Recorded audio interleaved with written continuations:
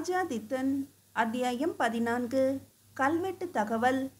திருமுல்லைவாயில் மாசிலாமணீஸ்வரர் கோவிலில் உள்ள உத்தம சோழரின் 14ஆம் ஆட்சியாண்டு கல்வெட்டு ஒன்றில் கண்டராதித்த சோழரின் மனைவியாரும் மழவரையர் மகளும் உத்தம சோழரின் தாயாரும் ஆகிய செம்பியன் மாதேவியார் அளித்த நிபந்தங்கள் பற்றி குறிப்பிடப்பட்டுள்ளன.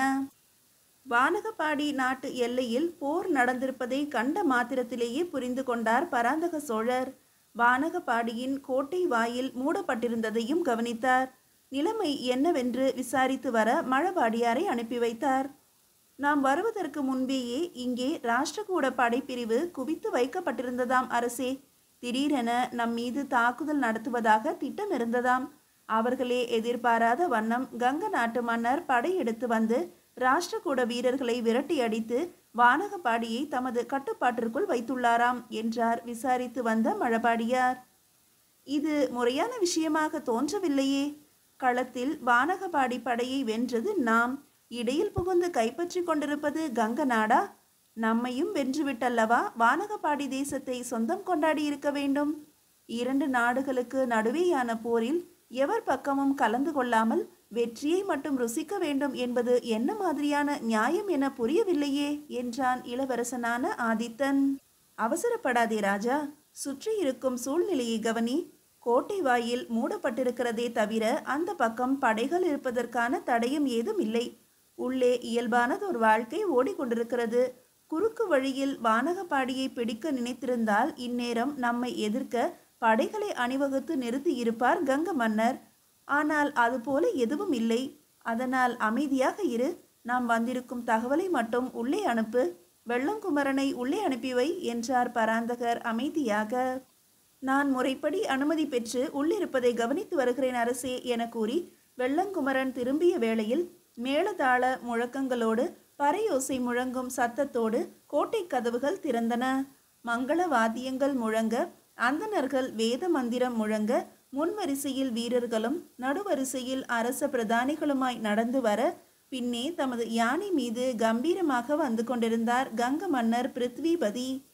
உடன் அவரது மெய்க்காவல் படையும் சூழ்ந்து வந்து கொண்டிருந்தது.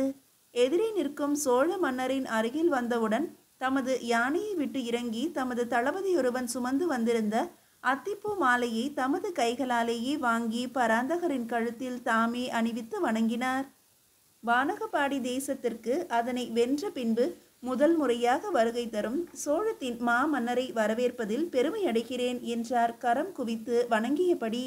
கங்க மன்னரின் கரம் பிடித்து தலையசைத்து ஆமோதித்து வரவேற்பினை ஏற்றுக்கொண்டார் பராந்தக சோழர். இந்த இடத்தில் உங்களால் வரவேற்கப்படுவது பெருமைப்படுகிறேன் நானும் என்றார் பராந்தகர் புன்முறுவலோடு. எதிர்பார்க்கவில்லை அல்லவா என்னை இந்த இடத்தில் என்றார் பிருத்விபதி.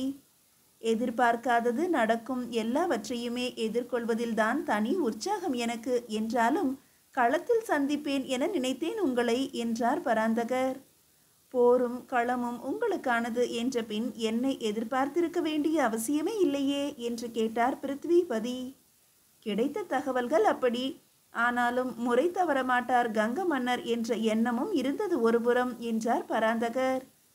களத்தில் தோல்வியை தழுவிவிட்டு இங்கும் ஓர் படைப்பிரிவினை நிறுத்தி எதிர்பாராது தாக்குதல் நடத்த முறையேதும் இன்றி முயன்றான் ராஷ்டிரகூடன். தவறென்று அறிந்தும் தடுக்காதிருப்பது தவறாகுமே என்பதால் உங்களுக்கு முன்பேயே நான் இங்கு வரவேண்டியதாயிற்று என்றார் கங்க மன்னர் பிருத்விபதி. வானகப்பாடி முழுவதையுமே தங்களின் கட்டுக்குள் கொண்டு வந்து விட்டீர்கள் போலும் கேட்டார் பராந்தகர். தாங்கள் வரும்போது தேவையற்ற பிரச்சனைகளையும் அதனால் ஏற்படும் உயிர் பலிகளையும் முடிந்த அளவில் தடுக்க நினைத்ததால் கைகொண்ட செயலது என்றார் பிருத்விபதி. முகமறியாத என்னிடம் ஏன் இந்த அக்கறையும் உதவியும் என்று கேட்டார் பராந்தகர். வானகப்பாடி மக்கள் நல்லவர்கள்.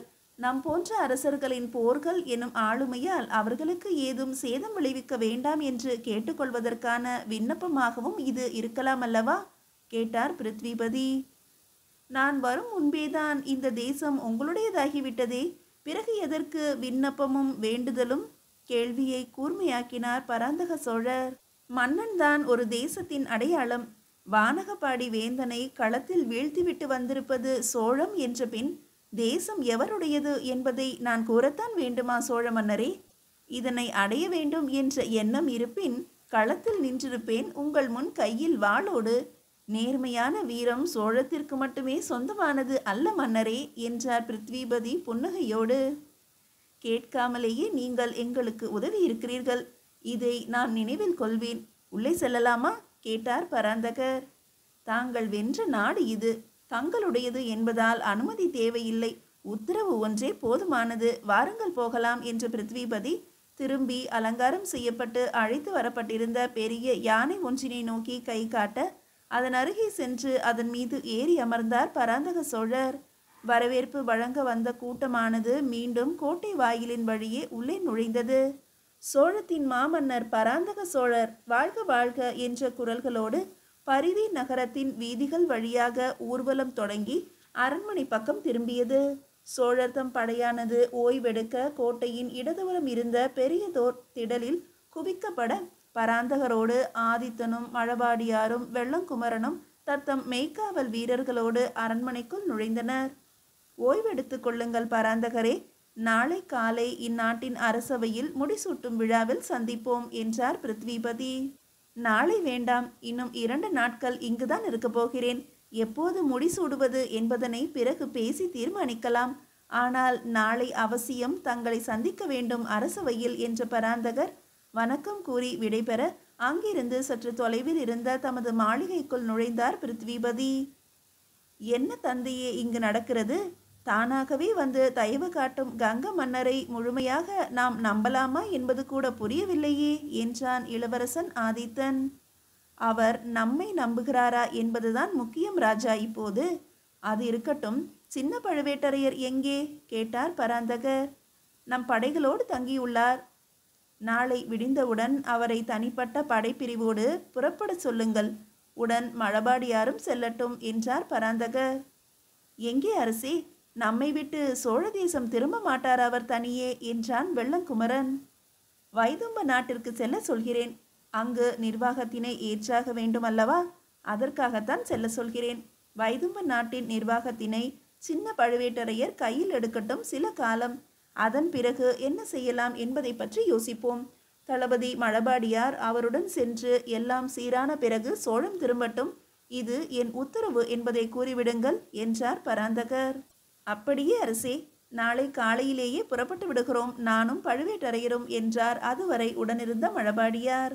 குமரா, உனக்கும் ஒரு வேலை உண்டு நாளை காலை என்றார் பராந்தகர்.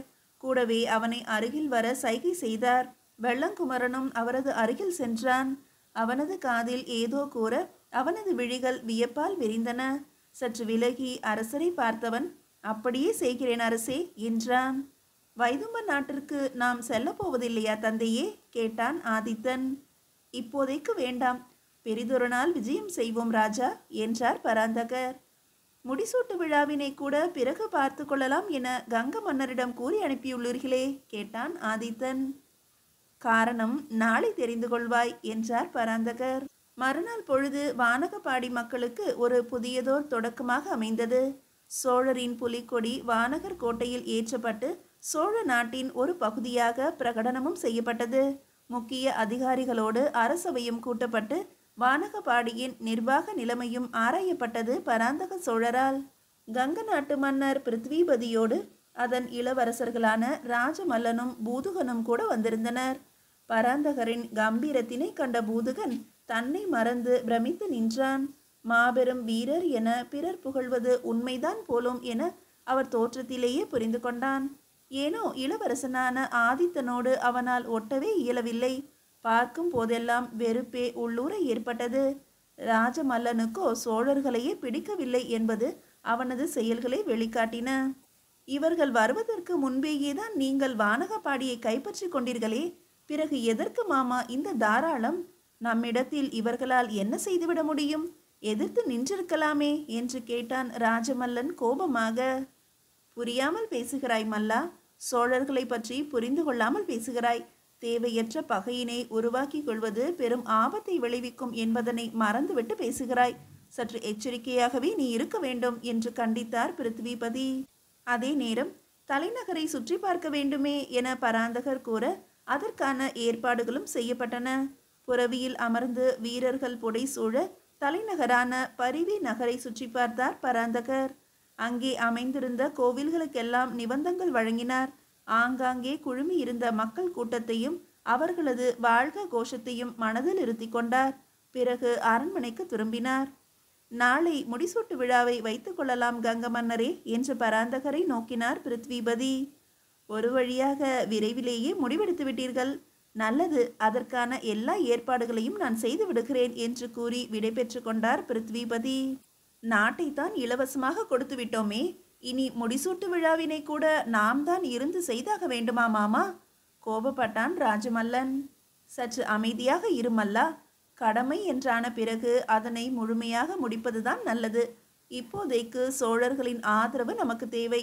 ராஷ்டிரகூடத்தை பகைத்து கொண்டோம் என்பதை மறவாதே. எப்போது வேண்டுமானாலும் பழிவாங்க கிருஷ்ணன் காத்திருக்கிறான். இந்த நிலையில் சோழர்களின் துணை நமக்கு மிகவும் அவசியம் என்றார் பிருத்விபதி. அன்று காலை முதலே காணாமல் போயிருந்த வெள்ளங்குமரன் இரவின் முதல் ஜாமத்தில் அரண்மனைக்கு திரும்பினான். நேராக மன்னர் பராந்தகரை சென்று சந்தித்தான். என்ன நடந்தது குமரா?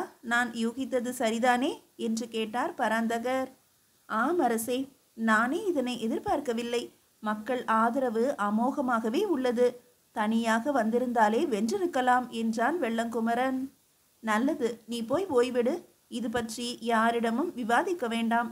நாளை முடிசூட்டு விழாவில் சந்திப்போம் என்று பராந்தகர் கூற அங்கிருந்து சென்றான் வெள்ளங்குமரன்.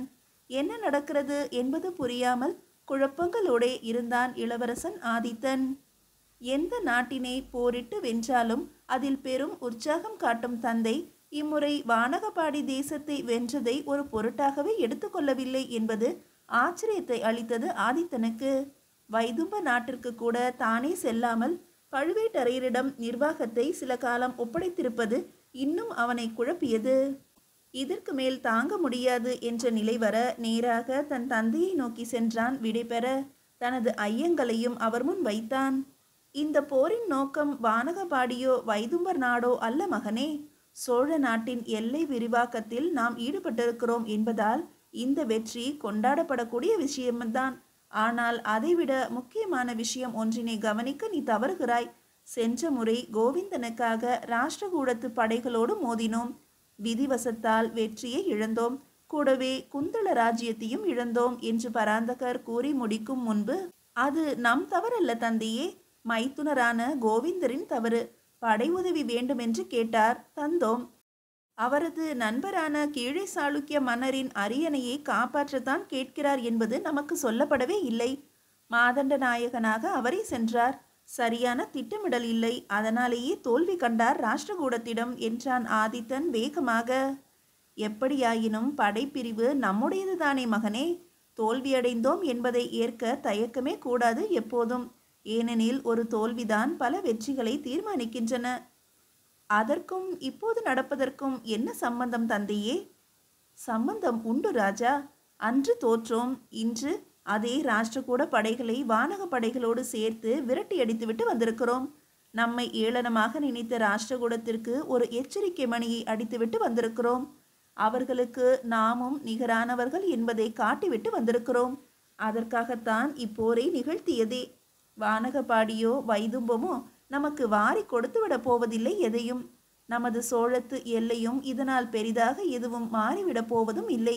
ஆனால் எதிரிக்கு அருகிலேயே வென்று நமது பாசறைகளை அமைத்திருக்கிறோம். எப்போதும் ஒரு பதட்டத்தை அவனுக்கு அளித்து கொண்டிருக்க இந்த இரு தேசங்களை நாம் வென்றிருக்கிறோம். இதுதான் நமக்கான உண்மையான மகிழ்ச்சி. ஆனால் நானே எதிர்பார்க்காத ஒரு விஷயம் நடந்தேறி எதையுமே கொண்டாட விடாமல் செய்துவிட்டது என்றார் பராந்தகர். கங்க மன்னர் பிருத்விபதியின் நுழைவுதானே அது என்று கேட்டான் ஆதித்தன். ஆம், அதுவேதான். எதிரிக்கு பெரும் இடைஞ்சலாகவே இருக்கும் என நாம் செய்ய எண்ணிய காரியத்தை தானே சாதாரணமாக முடித்துவிட்டு அதனை உங்கள் பொருட்டுத்தான் செய்தேன் என நம் முன் வந்து நிற்கிறாரே கங்க மன்னர். அதைத்தான் நாம் எதிர்பார்க்கவே இல்லை. இந்த வெற்றியினை முழுமையாக கொண்டாட முடியாது போனதற்கும் காரணம் இதுதான். நம்மை போலவே ஒருவன் என்பது அனுகூலமா ஆபத்தா?